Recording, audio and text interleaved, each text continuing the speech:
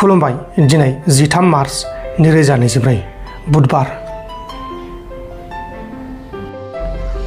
करीमगंज जिल्लानि सिङाव थानाय सुराइबारियाव पुलिसा अपारेशन खालामनानै आयेननि बेरेखा लांनाय कफ सिराप गासै 1 कौटि रांनि कफ सिराप हमदों।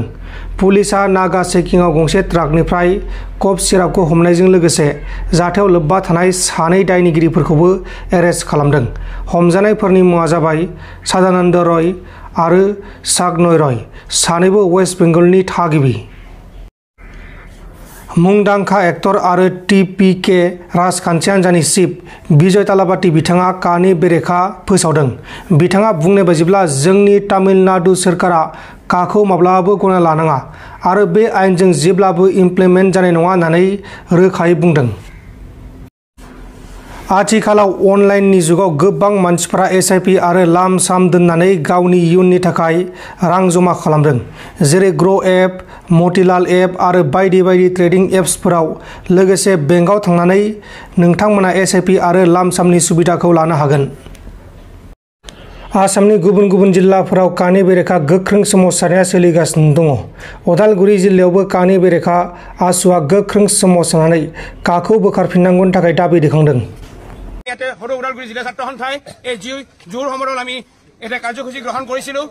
এই কাৰ্যসূচীত আমাক জিলা আৰক্ষী প্ৰশাসনে আমাক যি হেঁচা আৰোপ প্ৰদান কৰিছিলে, কিন্তু সেই হেঁচা আৰোপ প্ৰদান কৰাৰ পক্ষতো আমি সকীয়াই দিব বিচাৰিছোঁ অসম চৰকাৰ আৰু কেন্দ্ৰীয় চৰকাৰ এই যে আমি যি গণতান্ত্ৰিক আন্দোলন গ্ৰহণ কৰিছোঁ, সেই গণতান্ত্ৰিক আন্দোলন যাতে আমাক কোনো পধ্যে তেখেতসকলে ৰোধ কৰিব নিবিচাৰে। কাৰণ আমি কা মানা নাই আৰু কোনোদিন নামানো, কাৰণ আমি কেব মানা নাছিলোঁ আৰু আজি পৰ্যন্ত আমি কা কোনোদিন মানা নাই। ইয়াৰ কাৰ বিৰুদ্ধে আমি উচ্চতম ন্যায়ালয়ত ইতিমধ্যে আমি আবেদন গ্ৰহণ কৰিছোঁ আৰু কেন্দ্ৰীয় চৰকাৰে যিমানে বলপূৰ্বক চেষ্টা নকৰক কিয় আমি কিন্তু এই কাখন কোনোদিন মানি নলওঁ।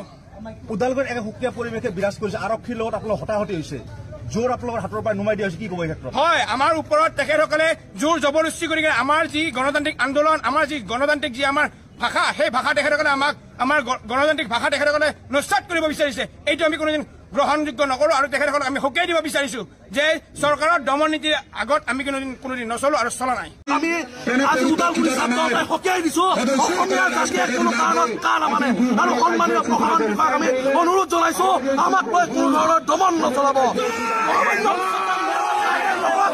স্বেচ্ছাচাৰীকে অগণতান্ত্ৰিকভাৱে অসমীয়া জাতিক যি কাখন চাপি দিলে ইয়াৰ পৰিণাম ভুগিব লাগিব।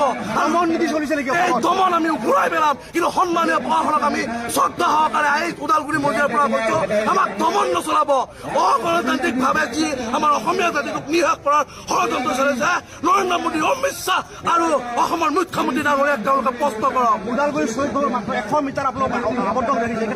আমি এইখন আমাৰ নিজৰে ৰঙালী হোৱা মজিয়া, এই মজিয়া অসমীয়া জাতিৰ হকে পাছ কৰি পেলাই এই চেষ্টা ভংগ কৰিলে আন্দোলন চলিবই।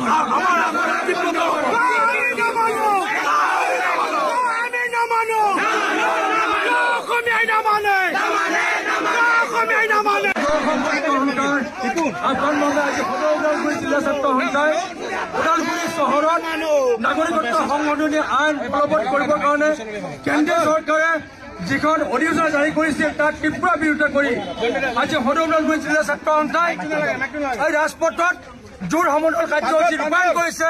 সদৌ ছাত্ৰ সন্থাৰ 30টাকৈ জনগোষ্ঠীয় ছাত্ৰ সংগঠনে এই ঐক্য গণতান্ত্ৰিক আন্দোলনৰ কাৰ্যসূচী ৰূপায়ণ কৰাৰ ক্ষেত্ৰত ওদালগুৰি জিলা প্ৰশাসনে আমাক যি ধৰণৰ অত্যাচাৰ চলাইছে, যিদৰে জোৰ কৰিছে, ভয় প্ৰদান কৰিছে, সদৌ অসম ছাত্ৰ সন্থাই স্পষ্টভাৱে ক'ব বিচাৰিছোঁ আৰক্ষী প্ৰশাসনৰ এনেধৰণৰ গুণ্ডামি বন্ধ কৰিব লাগিব।